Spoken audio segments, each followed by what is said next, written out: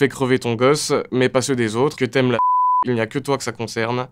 Allez vos mères pendant que vos pères vous en et que vous vos frères.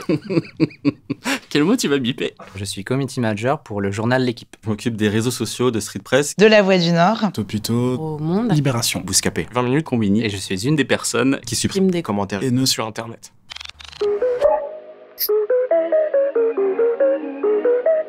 La haine en ligne sur les réseaux sociaux, c'est tous les jours. La violence et l'insulte est devenue la norme dans les commentaires. C'est des injures, c'est des menaces.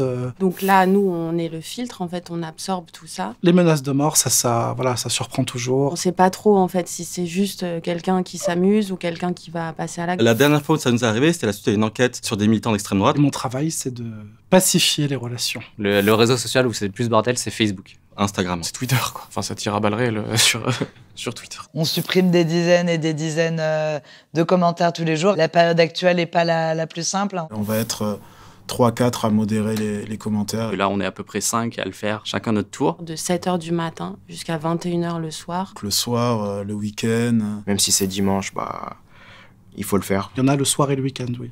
Je ne modère pas en dehors de mes heures de travail. J'essaie de le faire de moins en moins. Franchement, je l'ai beaucoup fait. Je le fais plus du tout. Quitte à arriver le lundi matin à tout écoper, tout ce qui s'est passé pendant le week-end. Au début, ça avait un impact sur mon moral. Aujourd'hui, je suis un peu plus blindé pour faire face à ça, mais c'est vrai que des gens dans mon équipe, c'est beaucoup plus compliqué pour elles. Ça affecte notre morale parce que ça reste de la violence. Non, moi ça m'affecte pas du tout. Je discerne le côté professionnel et le côté perso. Je l'ai fait de façon assez mécanique. Et je sais pas si c'est une bonne chose ou pas d'ailleurs. Malheureusement, on s'y habitue. On finit par se construire une sorte de petite carapace. Oh, encore une fois, ça recommence. Si c'est trop dégueulasse, si c'est trop violent, etc., soit on se les envoie entre nous. Parce qu'évidemment, pouvoir en rigoler parfois aussi, c'est ce qui nous permet de prendre du recul et de rester dans la vraie vie, quoi. Bien sûr, il y a de l'empathie, mais il faut de l'empathie. Ces gens qui écrivent, c'est des vraies personnes. Parfois, ça m'embête. Parfois, j'y pense un peu le soir, le week-end.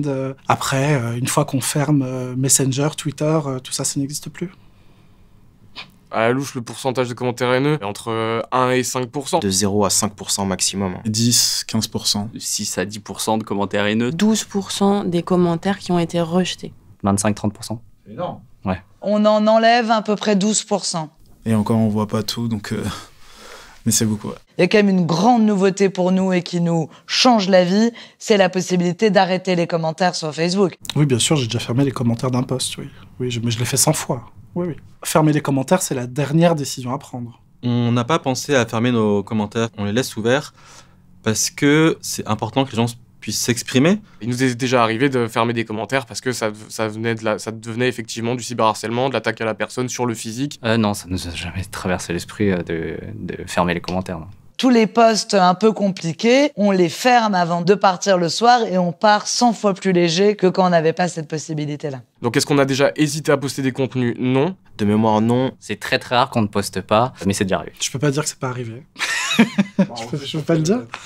On a une solution logicielle qui nous assure de supprimer les commentaires les plus haineux, mais ça n'est malheureusement pas parfait. Et on a également donc une entreprise qui nous aide aussi pour la modération. Il y a une société avec qui on est en contrat qui fait un premier tri. Le gros du travail, c'est fait par Netino. Netino, c'est une entreprise totalement dédiée à la modération. Je pense souvent à eux en me disant que c'est vraiment le travail de suppression ingrat et très dur, quoi. Moi, à titre personnel, je n'utilise pas d'outils. Toute la modération se fait à la main. Pendant une déferlante de commentaires haineux ou de haine en ligne, déjà, il y a tout ce travail de modération qu'on voit avec notre partenaire, mais il y a aussi nous qui sommes dans les commentaires. Vraiment, on va essayer de supprimer au maximum, masquer au maximum. Et après, moi, je fais des repasses sur certains sujets un peu...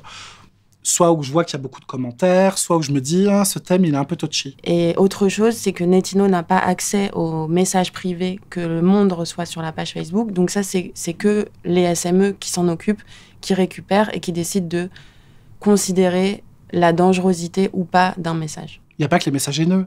Il y a aussi des gens très sympas qui nous écrivent, qui envoient des compliments. Merci, c'est super, heureusement que vous êtes là et tout. Des petits lapins qui envoient des cœurs comme ça, là. Donc on sait pas trop d'où ça sort. C'est toujours bon à prendre un petit smiley d'un lapin qui balance des cœurs.